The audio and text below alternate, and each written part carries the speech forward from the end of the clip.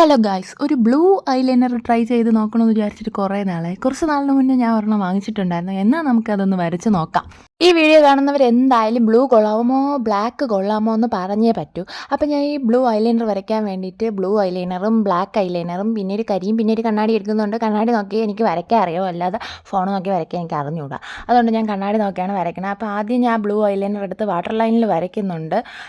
അത്യാവശ്യം നല്ല കളറായിരുന്നു തുടക്കത്തിൽ. എന്നിരുന്നാലും അത് ഉണങ്ങി വന്നപ്പോഴത്തേക്കും ആ ഒരു എടുപ്പങ്ങ് പോയതുപോലെയാണ് എനിക്ക് തോന്നിയത്. എന്തായാലും നിങ്ങൾക്ക് കാണാമല്ലോ. അപ്പം ഞാൻ വാട്ടർ ലൈനിൽ വരച്ചതിന് ശേഷം അതിൻ്റെ താഴെ കൂടെ വീണ്ടും ഒന്ന് വരച്ചു കൊടുക്കുന്നുണ്ട്. മേളിലൂടെ ഞാൻ നല്ല അത്യാവശ്യം കട്ടിക്ക് തന്നെ വരച്ചെടുക്കുന്നുണ്ട്. ആദ്യം നമ്മൾ വരയ്ക്കുമ്പോഴത്തേക്കും ഭയങ്കര സൂപ്പർ കളറായിരുന്നു കേട്ടോ. ഇതിൽ ഈ വരയ്ക്കുന്നതിൽ കാണുമ്പോൾ തന്നെ നമുക്ക് മനസ്സിലാവും. ഇച്ചിരി വാലൊക്കെ ഇട്ട് ഞാൻ വരച്ച് കൊടുത്തിട്ടുണ്ട്. അങ്ങനെ വരച്ചതിന് ശേഷം സത്യം പറഞ്ഞാൽ ബ്ലാക്ക് ഐലൈനർ എടുത്ത് തലയിൽ തേക്കണമല്ലോ, ഈ ബ്ലൂവിനെ എടുത്ത് തേച്ചു.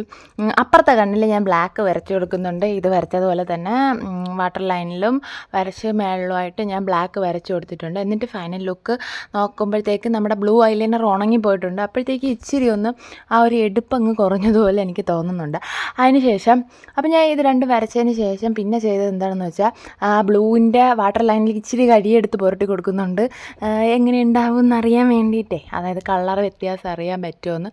ബ്ലാക്കും ബ്ലൂവും കൂടെ വരുമ്പോഴത്തേക്കും അതും പോരാഞ്ഞിട്ട് പിന്നെ ഞാൻ അതിനെ മൊത്തത്തിൽ ഇത്തിരി എണ്ണ മായ്ച്ചെടുത്തിട്ടുണ്ട്. അങ്ങനെ ഞാൻ ഓരോ രീതിയിലും വരച്ച് നോക്കിയിട്ടുണ്ട്. അപ്പോൾ ഞാൻ കുറച്ച് എണ്ണ എടുത്ത് ആ താഴത്തെ മാറ്റിയതിന് ശേഷം അത് മുകളിലെ ഐലൈനറിനെ ഇച്ചിരി വിങ് ലൈനറായിട്ട് വരച്ച് കൊടുക്കുന്നുണ്ട്. മുകളിൽ മാത്രമായിട്ട് വരച്ച് കൊടുക്കുന്നുണ്ട്, താഴെ ഒന്നുമില്ലാതെ. എനിക്ക് സത്യം പറഞ്ഞാൽ താഴെ ഒന്നും വരയ്ക്കാതെ, കരിയോ ഐലൈനറോ ഒന്നും വരയ്ക്കാതെ മുകളിൽ മാത്രം ഇടുന്ന ഇഷ്ടമല്ല. എന്തോ ഒന്നും ഇല്ലാത്തതുപോലെ തോന്നും കണ്ണിൽ. അങ്ങനെ ഞാൻ ഒന്ന് വരച്ച് നോക്കിയിട്ടുണ്ട്. അതിന് ശേഷം ഞാൻ താഴെ ബ്ലാക്കിലെ കരി തന്നെ ഒന്ന് ഇട്ട് കൊടുത്തതിന് ശേഷം ബ്ലാക്ക് ഐലൈനർ താഴെ ഒന്ന് വരച്ച് നോക്കി. മുകളിൽ ബ്ലൂവും താഴെ ബ്ലാക്കുമായിട്ട് വരച്ചിട്ടുണ്ടായിരുന്നു.